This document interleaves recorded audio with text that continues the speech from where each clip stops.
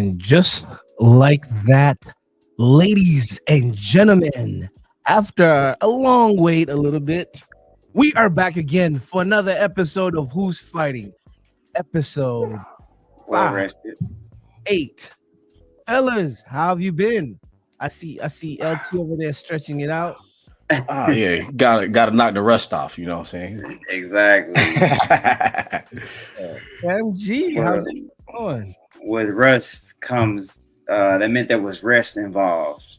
Oh yeah, You know what I'm saying? So I'm feeling good, feeling well rested off the holiday hiatus, and fresh out the beach, ready to get back to it. Yeah, so you said holiday. Where did you go? Me and the family went to the St. Thomas Virgin Islands, and we was out there for 5 days and got to visit St. John.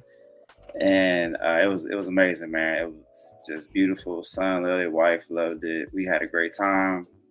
Unfortunately, was not able to pull up. I was trying to find Julian Hawk Jackson's gym, and I think I was just missing the gym times because I just cannot get in there. But I'll be back, man. I'm just trying to connect with some of the legends out here. But good to be back, man. I was seeing your social media active with the patties, man. They call them patties. Pates. Yeah, I had pates. I had the roadies. I had the meat pies. You know, Island Boy all the way. Oh man, Yeah, man. Cocoa bread. Oh, bro, I had Johnny cakes, man. The whole situation, oxtail, rice and peas. I did not miss a thing. So nice. feeling good, man. Did you eat any guava fruit or they have like a bunch of fruits in the island? That's actually the one thing we didn't do a whole lot of. What we got? Did we get any melons? Actually, no, we was carb heavy. We had the mac and cheese, we had the rice and peas, we had the fish. That's probably one things we did. Yeah, the red snappers. So, yeah, man, pina coladas. You had a lot of rum in the islands. So there you go. Ginger beer. Yeah. Oh, yeah. That's a staple in this household. Yeah, man. So it's good to be back, man. Good to be back with y'all fellas, man. Fully loaded, fresh, back in the mix. How about you, LT? Did you have anything going on like from the holiday weekend leading on to this week? Man, it was just a relocation, but that was about it. Nothing too exciting. So, well, my world, the holiday weekend was much needed recalibration, reset, just to get my focus back on what needs to be important. But it was great to take a little bit of a break. But even in that break, I was still active, seeing what's out there. But that's still not only just work, but it's something that we, all of us on this show like.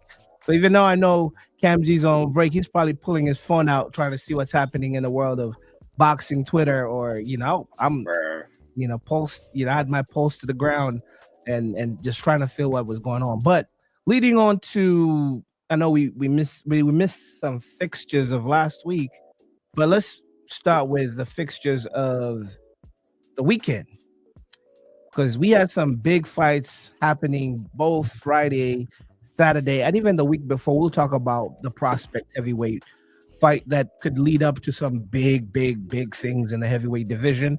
But first and foremost, fellas, let's talk about the upset that happened this weekend. No one saw this coming. And, sometimes boxing reminds us that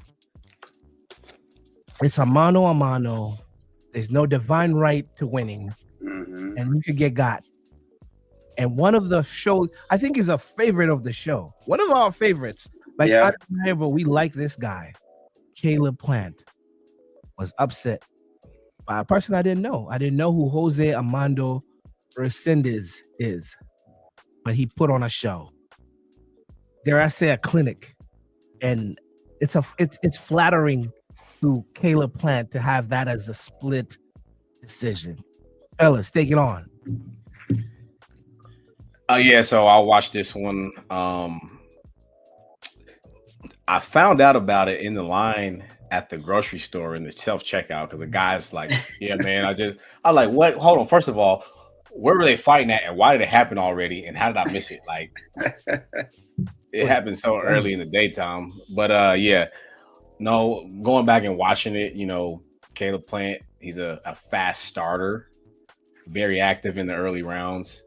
And I just think that the Resendiz team put together a perfect game plan. They waited out the first 3 rounds because you're not going to win those rounds regardless against Caleb Plant. So I think it was smart energy preservation. And then he started warming up about round 4, and he caught Caleb clean. And once he caught Caleb clean, we knew that there was power in Resendiz. And so that he knew that he had power. He knew that he hurt him and he was going to affect him. And so we seen Caleb fall back on the strategy that he used against McCumbee. And that started with the infighting. And it was just like, okay, it worked for a little bit. Actually, majority of that round where he went to it, but Resendiz was able to catch him at the end of the round and steal it. And I just think it was downhill from there. I said that when Caleb resulted to the close range fighting, it allowed for a lot of, it just appeared that it just allowed for muscle memory to take over for Resendiz. Like, you say it was a clinic, but to me, it doesn't look premeditated. It just looks like it was just natural. Just he had done it so many times in camp or over the years that Caleb Plant just made himself too available. Yeah. And LT has some good observations, and it's one thing that for as fight fans, it's easy to be kind of overlook guys. We were looking for the Charlo fight or the potential of it. And this guy was a sparring partner leading up into the Canelo fight of Caleb Plant. So anytime you see stuff like that, there's always a familiarity with that. Like, why would he feel so confident to take this fight? Because obviously he saw something, a couple years ago. Caleb Plant has been taking damage, tough fights that he's had since that time, and he was able to land a clean overhand right, which you saw Canelo land, in that shoulder roll. So it's funny, he has this pattern when I'm speaking about Caleb Plant, how he starts fast and he tends to fade in those middle rounds, those rounds 6 to 9. And we kind of saw that with the McCumbee fight as well, but he was able to kind of will himself to victory in that fight, in a very tough competitive fight. And looking at Caleb Plant, it's almost like he didn't really surprise us, but it was just surprising that he had lost in this fight. So if you're a Caleb Plant, we're Caleb Plant fans and, supporters, you have to really consider what are the options moving forward in this weight class. Right. You've been a world champion, you've ascended to the heights, and now a guy who you were a strong, overwhelming favorite was able to upset you and basically mess up a future bag, maybe a potential retirement bag. The Twitter world had the chatterings of if this should be his last fight, and I think that's a fair question. It's damage is real. You take tough fights. You're a pro fighter. Hey, damage is real, and you saw a weakened fighter that reflexes have seen to have slowed down a little bit. So it's just tough to see because especially we are fans of Caleb Plant. But you have to get your hat off to Resendiz, fighting a tough fight, finding ways to change the momentum of the fight from the early rounds and get the victory. It was a well-earned victory. Yeah. Watching this fight, I watched this fight twice. I watched it Saturday, but I was sipping. I watched it on Sunday just to take the shock away, So the first time I'm seeing Resendiz fighting, first of all, I didn't know who he was. And I'm like, damn, he reminds me of someone. And I just was watching him. He reminds me of someone. I couldn't figure out who. And then the next day, the Sunday morning, I watched and I figured it out. And I had to Google who just his characteristics, his mannerisms. They call him El Toro, the bull. I'm like, I know who he is. He fights like Canelo. He fights exactly like Canelo. Forward pressing, good slick movement, likes body, one to the head. But a lot of body to the head. He takes a lot of punishment. He gives like Canelo. He gives you so you could open up, so he could do damage. So now that I started thinking about it, like I said, we saw how Caleb performed against Canelo. Caleb used his good movement. He was a good dancing partner with Canelo, but why did it not work with El Toro? It should have been a Caleb win. So that's why I'm thinking, was Caleb even prepared because this you already mentioned it. He's a sparring partner with Resendiz. I hadn't even knew that. So if they're leading into the Canelo fights, he was in the camp. He was in the camp for that. Mm-hmm. Like I watched it, I'm like, this guy fights like Canelo. So why are you not taking him? Why are you letting him step forward? You never let Canelo step forward. You turned Canelo around. You kept on, moving Canelo, getting, Caleb Plant is a slick fighter. Yes, good feet. If you're a pressing fighter, he can neutralize you with his movement. So he did that to Canelo until Canelo caught him, and then after a while, he started showing Canelo his bravery, and he could not stand that pressure from Canelo, and Canelo broke him, right? But we respected how he fought Canelo because he looked really good, and Canelo is just a patient fighter that Canelo didn't get frustrated. He stuck to his game plan of pressing and being the aggressor, and he finally caught Caleb Plant. Caleb didn't do any of that stuff to this guy. And I think Caleb got exposed. And if Resendiz was fighting exactly with the power of Canelo, they could have knocked out Caleb. They could have really hurt Caleb. And maybe this is a testament for Resendiz being dangerous in the super middleweight. Maybe that's now he's surged up, because of his performance with a very skilled elite fighter in Caleb Plant. But I still see this because Caleb. Okay, this is contradictory. Caleb always win or loss. Caleb gives us a good fight, but this is the first time I really saw that the A side was being helped by official. Even in the loss, I could feel like I don't think it was split. It was more than it was bad. It was really bad. Watching it the second time, I'm like, no, Caleb, like better than this. You're putting yourself in the line of fire. Move him around. You look bigger than the dude. Like kind of smother him and move him around. Don't let him get into his groove. But fellas, I guess anybody can get caught, even when you think you think Caleb has fought a similar fighter and he did a great job. But no, why did he look like that? Was he sick? What was wrong with Caleb? Like I think it's just a lack of respect, too much comfort, too much familiarity with the opponent, and so sparring is different than the actual fight. When you're used to being in the ring with that guy, and you're sparring, is like, okay, you've taken his punches before. He just made himself too available, and this was the real deal, though. And this guy, he was also familiar with Caleb. So, and then when you're brought in to be the opponent and in sparring, Cam, there's only like a percentage that you go. It's not 100. Yeah, you'll get asked to leave. they will send you home. So, I mean, I think that had to play a factor, because knowing these things now, that you were brought in to prepare for Canelo because you have a common style. Okay. Yeah. Probably should have executed the same game plan. It's eerie. It was an eerie fight. It kind of reminded me of Ryan Garcia versus what's his name? Rolly. I didn't expect Ryan to react to Rolly like that. Like that's how I saw Caleb reacting to. Oh boy, I'm like, no way. Well, But when you see those reactions, you have to take notice. Like when a right hand lands and the fighter backs up, wobble.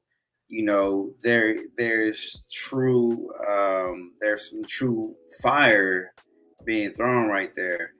That was surprising to see.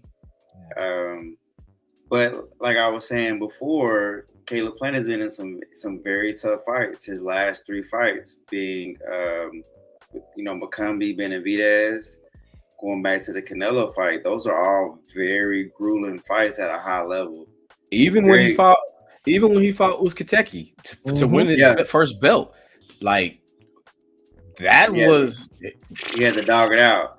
So these battles are accumulating. Plus, we heard from his trainer that there were some things going on in camp that he did not wish to discuss.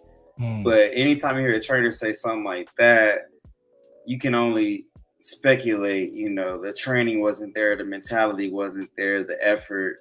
Something wasn't there. Something wasn't being done, because otherwise he doesn't even bring it up. Who gave a very candid response following the loss. Respect to that.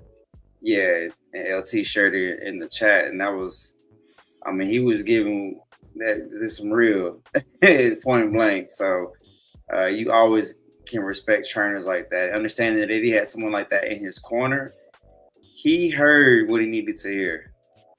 You know, so I don't think that the direction or the structure he had around him was the issue. The issue was Caleb Plant not being able to fight Resendiz, and we saw the outcome.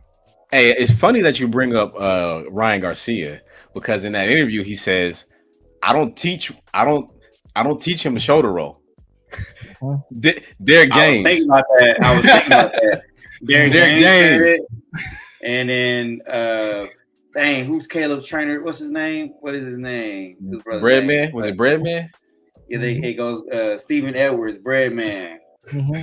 Yeah, he doesn't teach the shoulder roll. Very few trainers teach the shoulder roll. That is like you got to be a disciple of like George Benton out there. It's like the Philly shell, like shoulder roll. It's like a Philadelphia thing. But I'm Philadelphia. Yeah, there's a Tevin Farmer used it. It's more of a true Philly shell. Yeah, Caleb Plant tries to implement it, and he has caught or ate some dangerous right hands right down the pipe, because it gives you that clear angle. Yeah.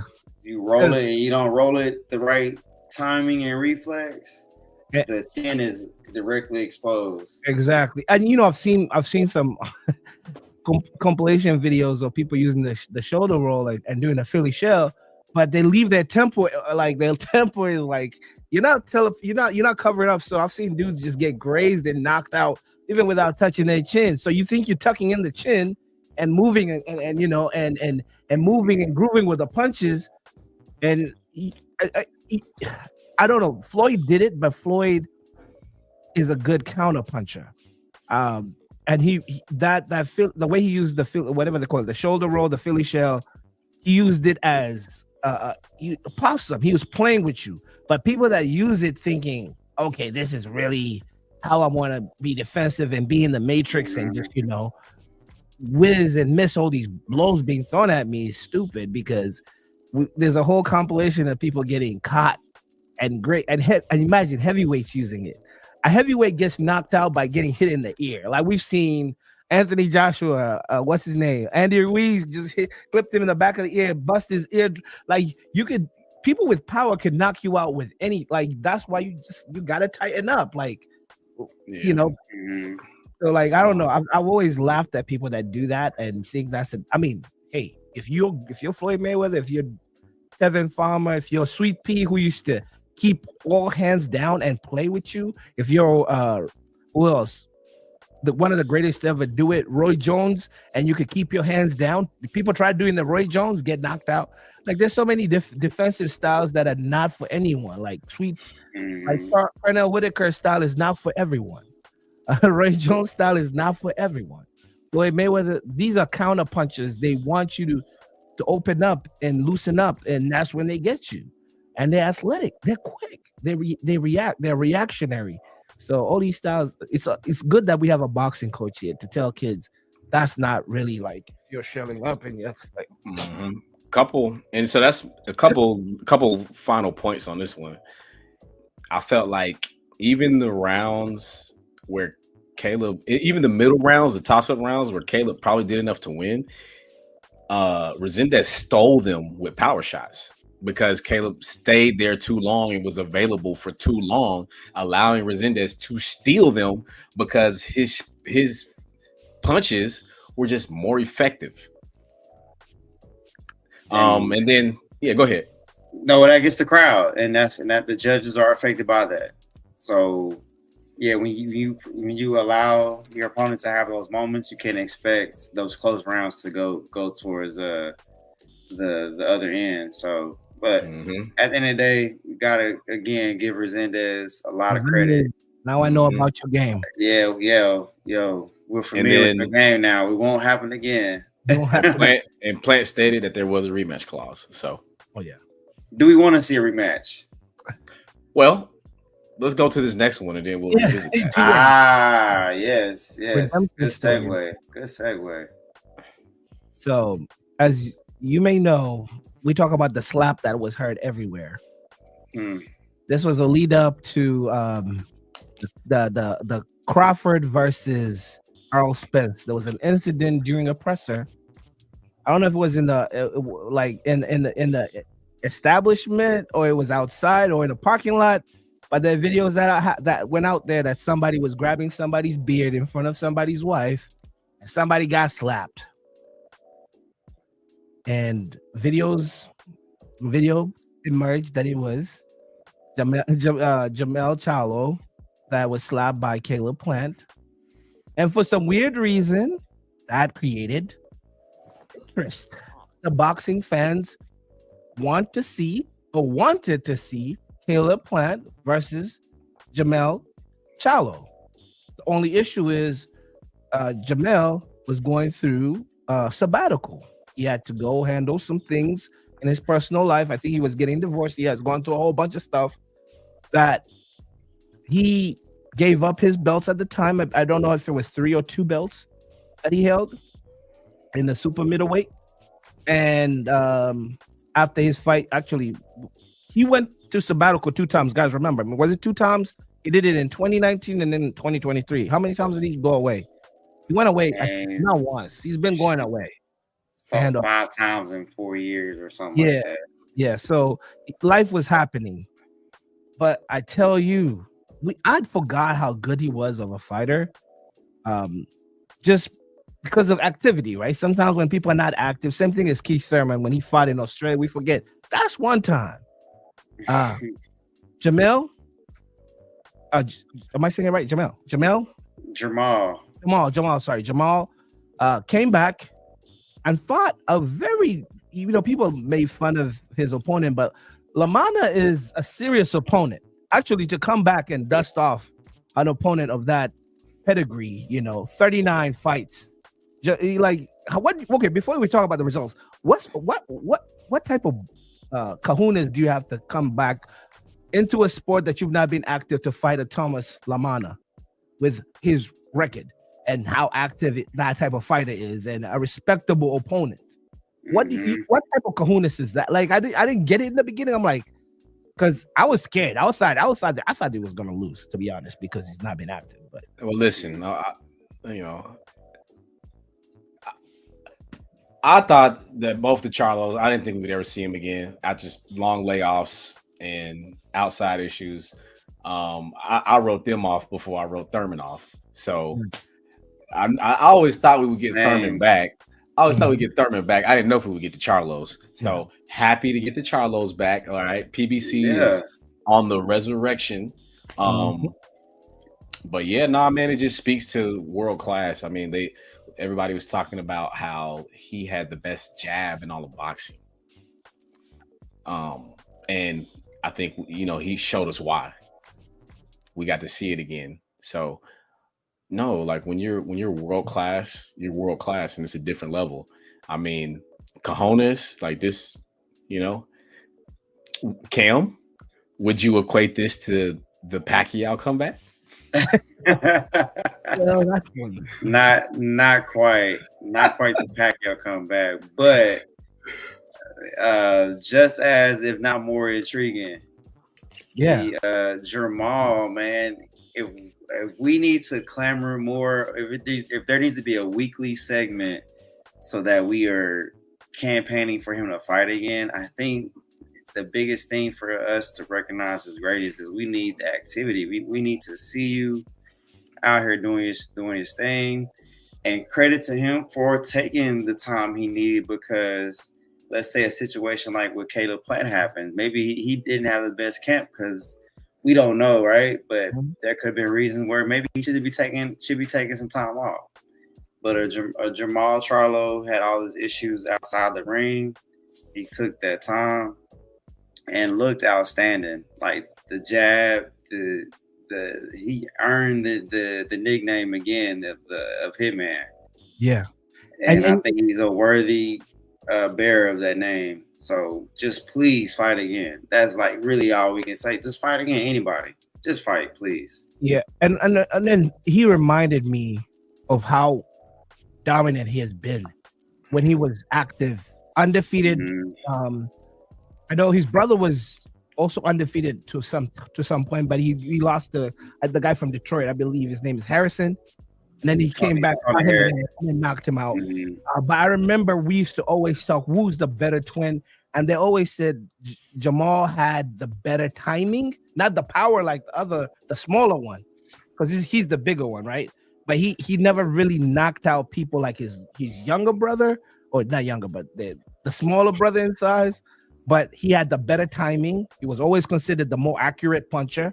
And of course, his jab work. He used to jab, and just his timing. And to a fighter known for that, right?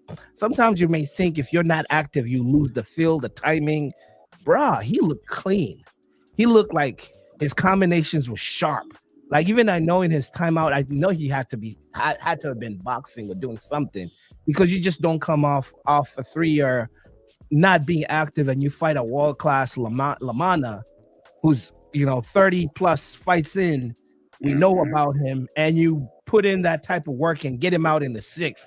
Like you actually dominate a world-class fighter. And we were like, why were you sitting down? Like we were talking about Boots, we were talking about like Bud looking for somebody to fight. We were talking about Canelo. Like Canelo could have gone up to fight you, or could have done, now he brings his name into the picture again. And I forgot, why did we take this guy out? He's undefeated. He's legit undefeated. And activity. Yeah, he took himself out. I mean, gotta respect it, because he did not look like as far as skill level, reflex, explosiveness, didn't look like we lost much. Yeah. So it's only you can see the next fight and we'll see, but hey, this performance was excellent. Who was in his corner? Who was the trainer? Do we know? Wasn't Mr. Derek James. He's with his trainer from his amateur days, apparently. Okay. Yeah. I remember they were talking about that on the broadcast. If I can pull it up real quick. That's Big Said, Highland Williams. Yeah.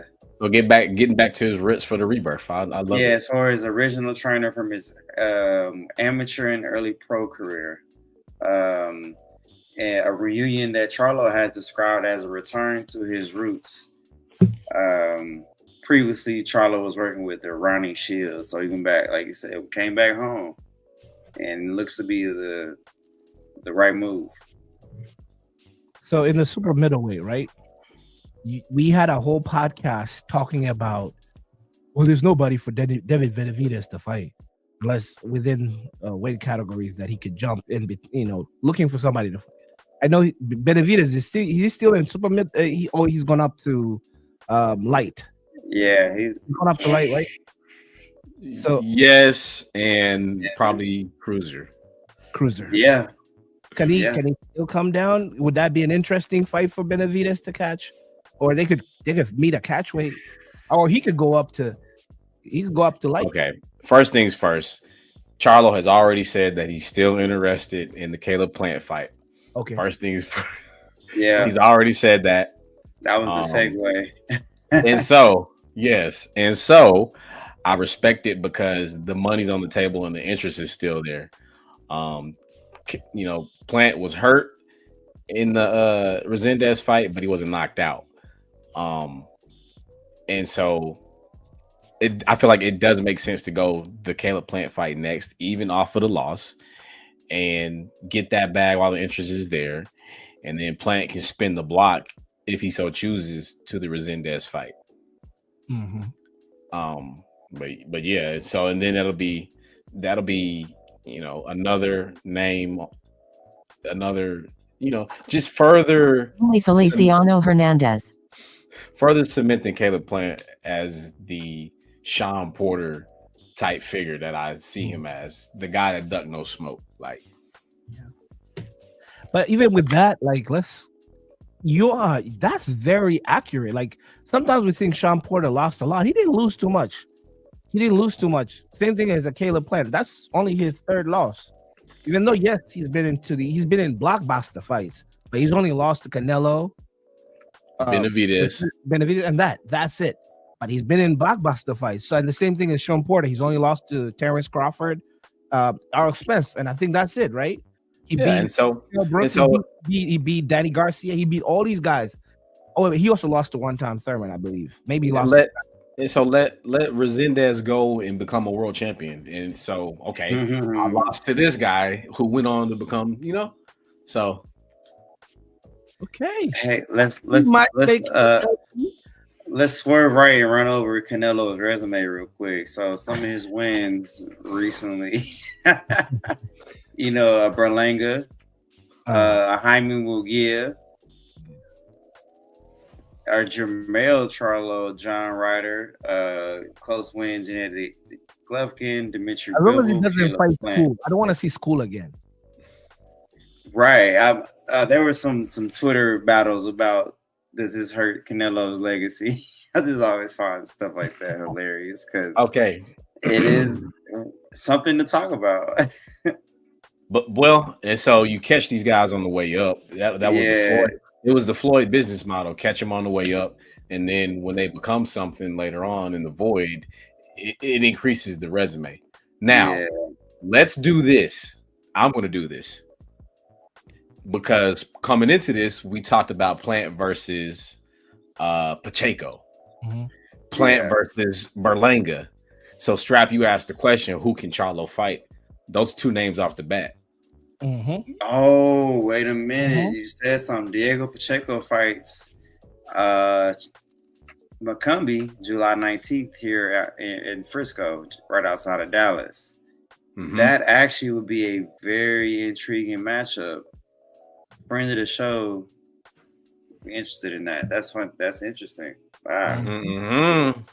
So as we move on to the next fight that happened that night, this is Saturday, by the way, we have Yonli. Give me my phone just died here. Yonli Feliciano Hernandez versus Karen Davis. Did I say that right? Karen Davis. I think it's Kyron Davis. Yeah. Yonli ended up winning this fight.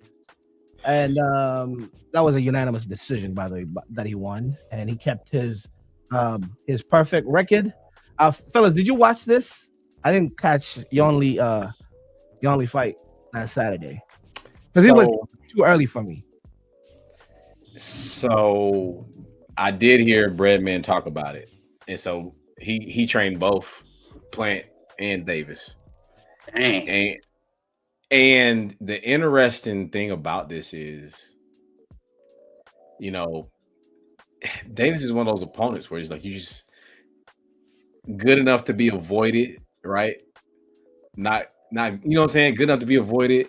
And so they're like, why would you put him in this comeback fight against this guy? And he's breaking down those numbers in that same interview. Did you watch that up to that point? Yep. Talking about the travel to Italy and coming back with $50K and feeding his family, and he gave some real stuff, man. It's just like when you would see Dame talking about these rap contracts and how, all right, you got a meal, but then you pay taxes, and so you cut that in half, and okay, now you need this and this and this and this, and just how you extrapolate all those things in the boxer's point of view.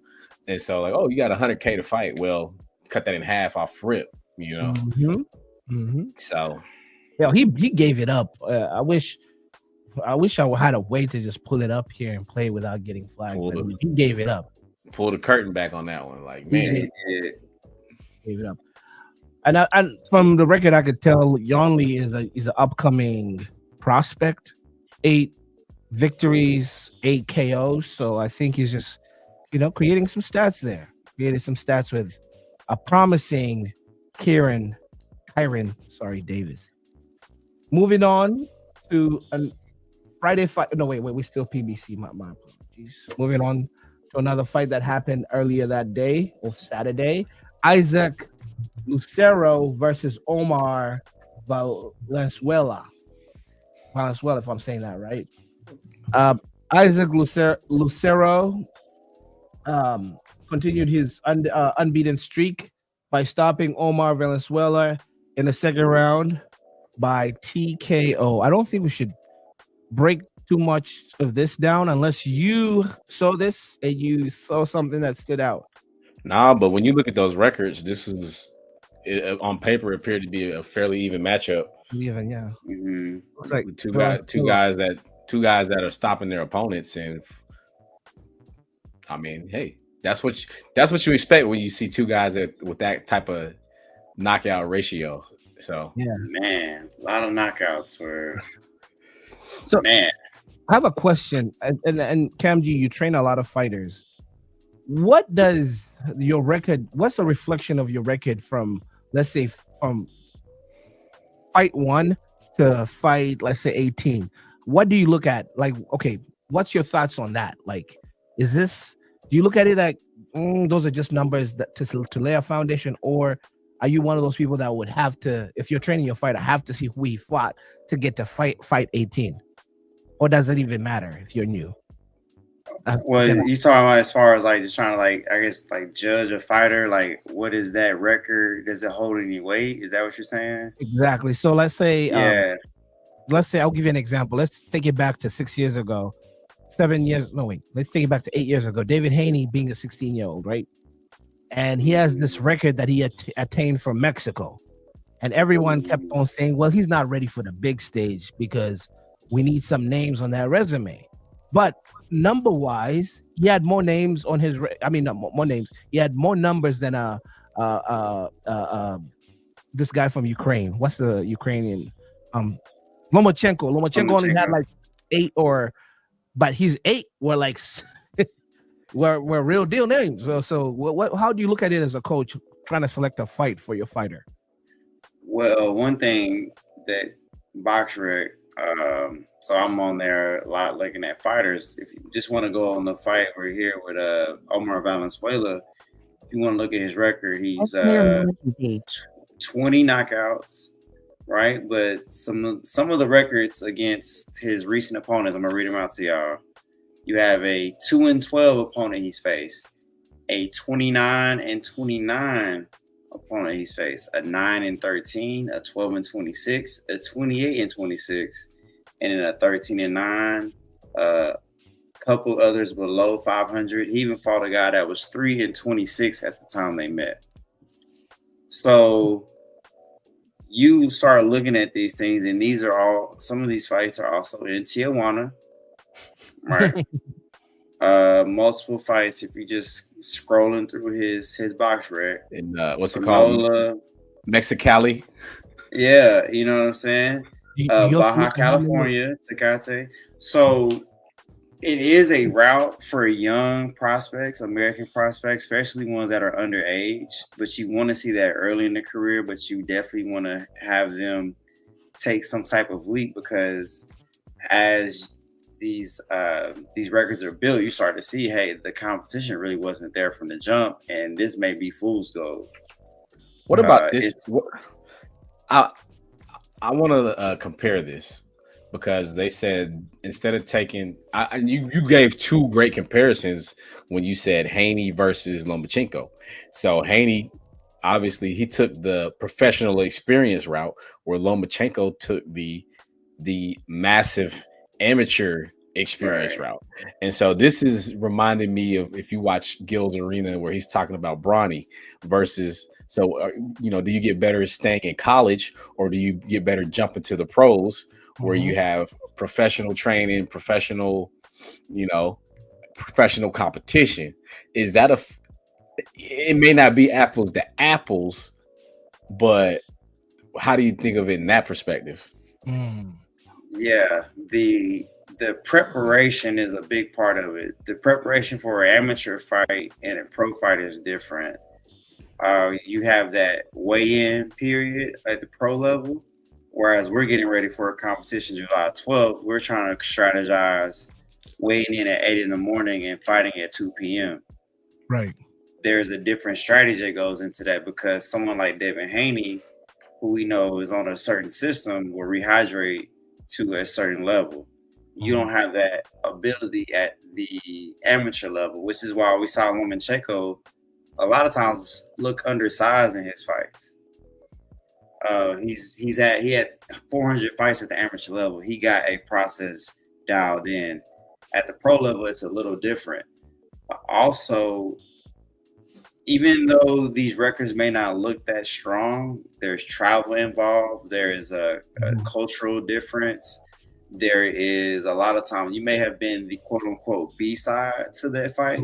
So you had to go perform and make it quite obvious. Otherwise, you can go across the border and get a true robbery because there isn't anyone in your corner, especially when you're Devin Haney, to use him as an example, when they're self-promoting. And we know how much he rehydrates. Did he have to bring his own water? Yeah. Like that's a fact. Right.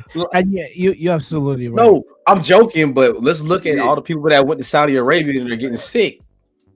Exactly. Yep. Drinking the water. Yep. So it is so many factors go into making weight for a pro. Getting, you have to evaluate if you want to look at box rec, right? So we look at the box rec. Let's look at the opponent. If they're well under 500, how many times have they been stopped? Sometimes you'll see guys, they'll have 40 fights. They may have won 12 times, been stopped one time.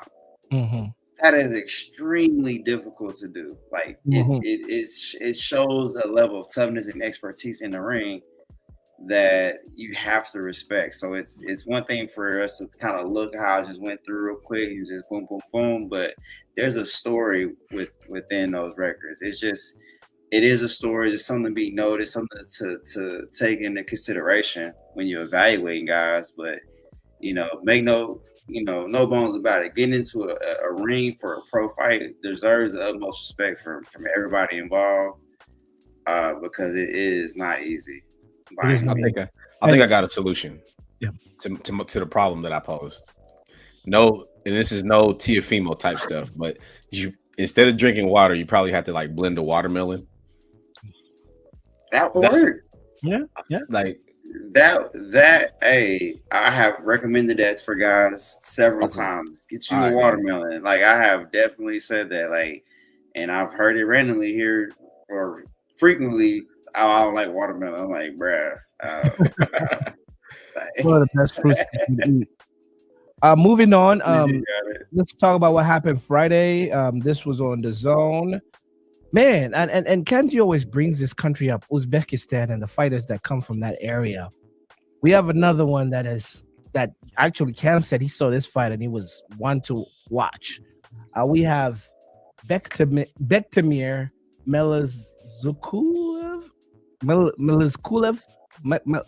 How do I say it? I know Bektemir. I got that right. But Melakuziev. I think it's Melakuziev. Melakuziev versus Darius Fulham. What was the highlight of this fight, Kam Gee? I didn't get to watch any of the Friday fights. That was a very unexpected card. I actually saw it on YouTube and it was live on the Golden Boy page. Golden Boy was streaming it. So shout out to Golden Boy. Appreciate you putting something on the interweb for me to enjoy on a Friday night. I do feel like it was set up for Darius Fulgham to win. I think he might have been the A side, just hearing the telecast.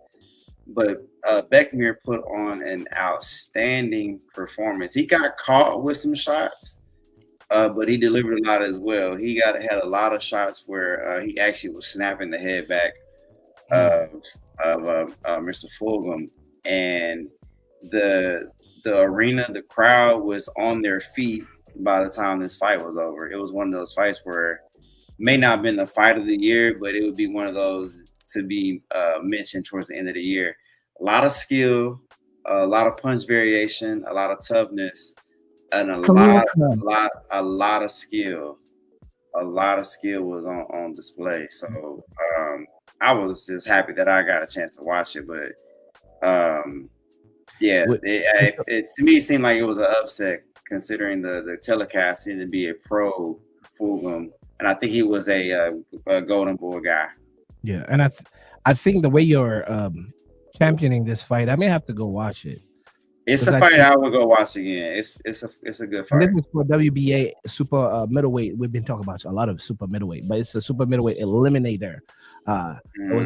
It held a lot of weight, for lack of a better word. But yeah, I may have to go watch it because we talking about 168. Super middleweight, yeah. Leading on, 168. They weighed in fight night. They weighed in, yes, at 168. Actually, Fulgham was 14-0. So just to check the record, Fulgham was 14-0. Yeah. This fight included a point deduction from Melikuziev for holding in round 7, and Fulgham went down in round 12. Scorecards were at 114, 112 unanimous decision. So it was a very close fight. It really doesn't matter a whole lot, but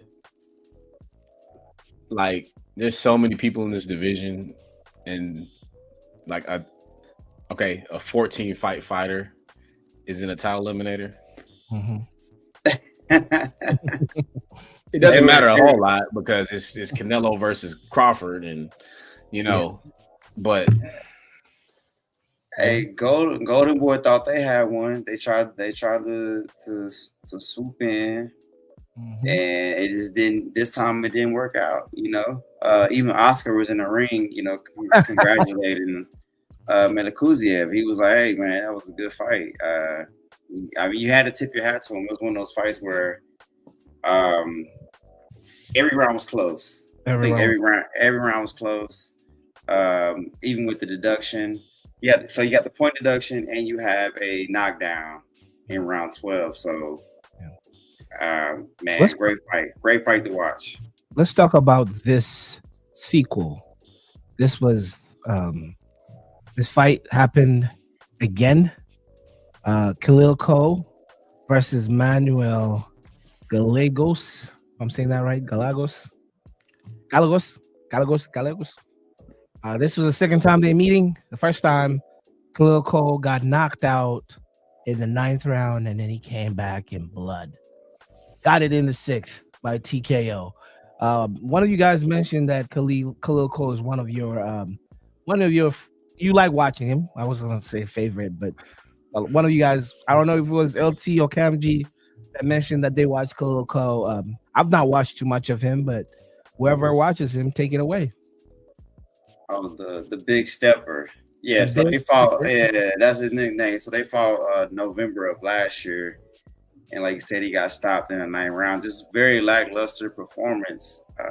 I think he was at home, if I'm not mistaken. So he had to go from losing at home via stoppage to going to his opponent's hometown in Guadalajara to get the stoppage. So that's hard determination, whatever you want. It looked like in that last fight, it just didn't look like he had a good count. Did not look like he was prepared. Started out strong. I still haven't got a chance to watch this one, but this will be one that I can circle back and watch. One of our East Coast guys. Yeah. And this is just more revisionist because this young man has been shaking, shaking, um, rattling the beehive in the heavyweight, kind of bothering somebody, calling out. He's been calling out Candyman, quite some. He's been doing his thing. He wants to bring out the boogeyman. We're talking about Moses. I heard a way they called him, but I'll just say it the way I hear it. Itauma, Moses Itauma, and he's been a known prospect. We've been talking about him in this show for quite some time. Last week he did an amazing showcase of a knockout. That was one of the most beautiful. He knocked him down about 3 times before the full thing that took him out. Was it 2 times? He knocked Michael Balogan down. Like there was one where Balogan was reaching, he caught him with a good left. There's one where he kind of played with him with a jab and then crossed him and then dropped him. And then I think the final one where they had to stop it, he knocked him so bad. He knocked him out so bad he was flat on his back. And I'm like, damn, I think he's not 19 anymore. He's maybe 20. He's 20 still. How old is he? He's very young to be having. It don't matter. He got grown man power. Yep, exactly. Because he don't fight. Whatever his age is, the grown man, old man strength is there. Because he's hitting guys and he's knocking them silly. He turned 20. Hey, he started opening pickle jars when he was 2. Yeah, we covered him when he was 19 last year. He turned 20 in December. But like we were talking about him when he was 19, knocking grown men out. And I think he's not last. When we talked about him, they were kind of comparing him to Mike Tyson as the 18-year-old knocking out heavyweights. But unlike Mike, this guy's big. Mike was a whole 5'10", knocking. This guy is 6'5", 6'4" and a half, but they have him at 6'5". Southpaw, 250 pounds. 250. He's a big 20-year-old. This is a big dude. He's a unit. He's a unit. And, for the boxing savvy people, that boy got good footwork. I'm going to say something here, fellas, and I'm going to have a strap moment. Legend. He's giving me the feel that Big Baby Anderson gave me the first time I saw Big Baby Anderson. I feel like you disrespected Moses now. Now, for real. Baby Anderson. Remember when we saw Baby Anderson fight, like the first few times before he was fed to the wolves? Like there was something special about that 22-year-old that we saw fight, and he looked.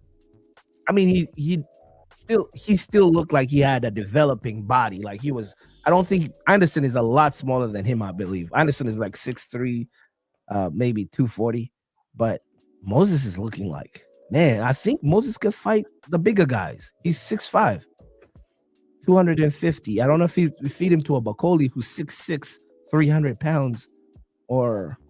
Hey, he talking that cash money. He did say. Yeah, he said he's not a match. He said the whole boogeyman thing is. Remember I sent you guys a clip where Moses was talking about. It's only Bakoli and his trainer that talk about that boogeyman stuff. I'm like, the kid got kahunas. But you can't be calling out Bakoli like that. Hey, I'm looking at him like, why not? He seems to prepare for his fights, and we've seen Bakoli back-to-back performances since the dismantling of Big Baby Jared Anderson not look like the boogeyman at all. If anybody's looking like the boogeyman, it's Moses Itauma. Mm-hmm. I mean, other heavyweights in the division. I mean, you got Usyk, Dubois, and then you kind of got everybody else kind of fighting for a position. Was this an Arabic brother that had an impressive stoppage? If y'all remember who I'm talking about. What division? Heavyweight. Oh, I get Ajit. I think that's it. Yeah. No. And that's a big dude. That's a big dude too. Ajik, I forget his last name, but Agit is his first name. But even then, he kind of surprised a lot of people with that performance. Oh yeah, yeah. How about yeah? Yeah, yeah. The Albanian German guy. Yeah, yeah, yeah, yeah. The dude that looks like he sells. He beat Zane. Caballel. He beat Zane. Yeah, he beat Caballel. He looks like the guy who sells gyros on the streets. Like, Yeah, man. But he's a heavyweight fighter. Yeah. Let's see. And he's actually German professional boxer. German Albanian, I believe. Okay. But he's number 3 right now as far as the box rec. His parents are Frank Sanchez. That's a serious. Oh, his parents are Turkish, so okay.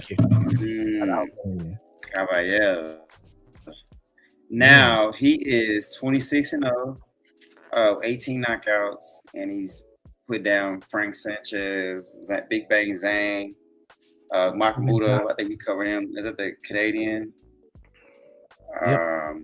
So I mean, it's definitely that would be a fight that he made. You got Moses Itauma with a lot of names he could go after as he climbs the ranks. So I want him to slow cook. Maybe throw him a Frank Sanchez. Throw him. Don't put him in no Joe Parker. That would just kill a young fighter right there. You don't put no monsters to fight him. Like even Bakole.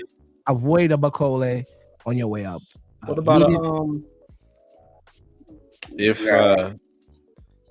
if our brother can get a comeback win in Wichita? Wilder? The bronze bomber. That could be a fight. You want some names and some payday on the way. That's a way because for most of the time, names on the list above him, Andy Ruiz, Jared Anderson, Big Bang Zhang, Robert Pulev, Richard Torres, Philip Hergovich, Chisora, Ajibai, Dylan White, Bakole, Michael Hunter. That's not even cracking the top 10 as far as the box rec rankings. But let me tell you what I'm thinking when I see this guy. I'm thinking this is a defensive end or a tight end that chose boxing. I mean, like if he was born in America, yeah, he's Antonio Gates. He's Tony Gonzalez. He's he's those guys. Power forward in the. You see what I'm saying? Yeah. Undersized power forward. Perfect defensive end in the pass lane. So if you take those guys, that body type, that type of athlete, and now he's focused on boxing. And I think that's that's the problem with American heavyweights in a nutshell right there. Yeah, they like third on the depth chart. Our world champions are third on the depth chart on the practice squad for the Steelers and the Seahawks and all that. They're all pros, and the NBA and stuff like that are overseas playing in Greece. That's if you look at it, I realized Europe is stacked with so many heavyweights. Sometimes I forget about some not really mid-tier, but they're borderline hitting top 10 type of fighters like what's his name? Wadley, if I'm saying his name right. You know what I'm talking about? He's I follow his strength program. I think it's excellent the way he prepares for a fight. Fabio Wadley. Yeah, they're fighters like the guy we covered last time, McCain, Fisher. We covered Fisher when the famous knockout. We have David Allen. And I'm not even talking about the Usyks of this world that are just on the top of the mountain or the Dubois, but there's so many. Joe Joyce, there's so many fighters out there, and I'm like, like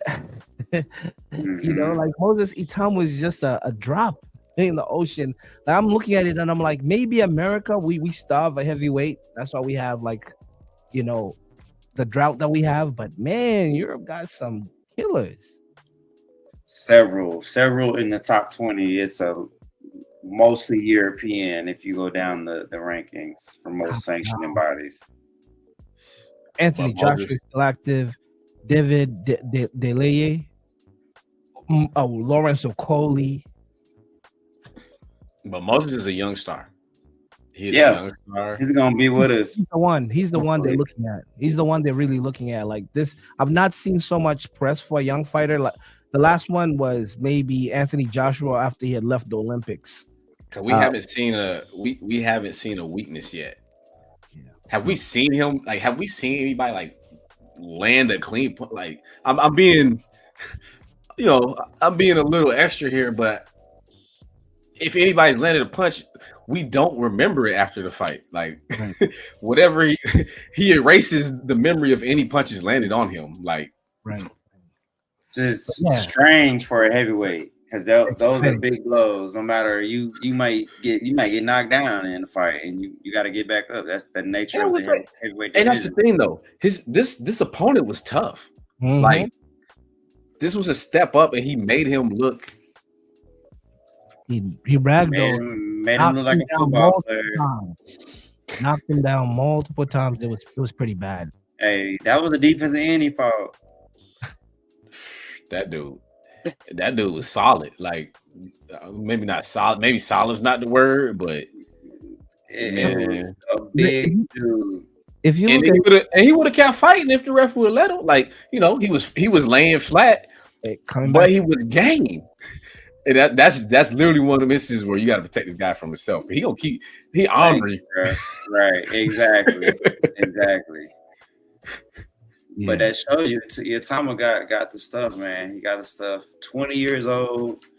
I mean, we just lucky to get to see another outstanding potential champion on the rise. So, yeah, we on him early. Yeah, I was just looking at his micro movements here, by the way, and I was like, LT's onto something. Like, have we seen something like this before? Maybe not. I don't even Joshua as an amateur fighting in the Olympics was doing this to people. Like, although dude was jumping into his punches, but just how he hits and just moves, fake jab, plays around. He's light on his feet, and dude was just aggressing into getting knocked out. And then body, and then just wham, got him. Jumped into it. And that was the last one where he fell on the end of it. But there were other knockdowns that were just pretty bad. Like, dude was just not even setting him up. Like, I'm like, oh, he knows how to fight. That one. Mm-hmm. It was not even okay now because Moses is a lefty, so that was a check hook that got him right. Mm-hmm. But how dude? Okay, this I also have to say his fighter. This Michael, what his name? Michael Balogan. He is 41. He is jumping into those punches. He needs to relax. Oh, nice. Yeah. I mean, like another check hook. Boom. That's not even a check hook. He's not in there. He ain't in there afraid. Like, nah. But he was a little reckless, and he paid for it. Oh, yeah. Man. It was Anthony Joshua's old trainer, Davidson. Yes, that's AJ's old person. But fellas, it's been one of those fight weeks. We won't have time to cover the UFC.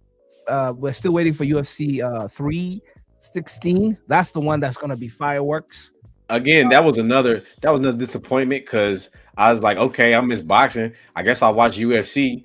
Well, never mind. They had 3 fights canceled. Right. I'm like, dang, I missed all the fights. Right. So I mean, there was a fights at the Apex, but it's not as exciting as the marquee 316, like what we about to have this weekend. We have Sugar Shane O'Malley coming out to fight Mirab, and that's going to be a headliner. We have Juliana Pena fighting Kyla Harrison. We have Kevin Gascoigne versus Joe Fryer. Sorry if I'm saying it wrong, but there's going to be fireworks this weekend. Big UFC weekend. Boxing weekend. Let's see what we have here. We've not done predictions in a while, but for the next, we're looking at the boxing calendar right here, but not too many premier fights where we could. We got a couple weeks. We got. We Yeah. don't have got Keyshawn the this 14th week with the 14th, right? There's the Pacquiao fight on the 14th, ain't it?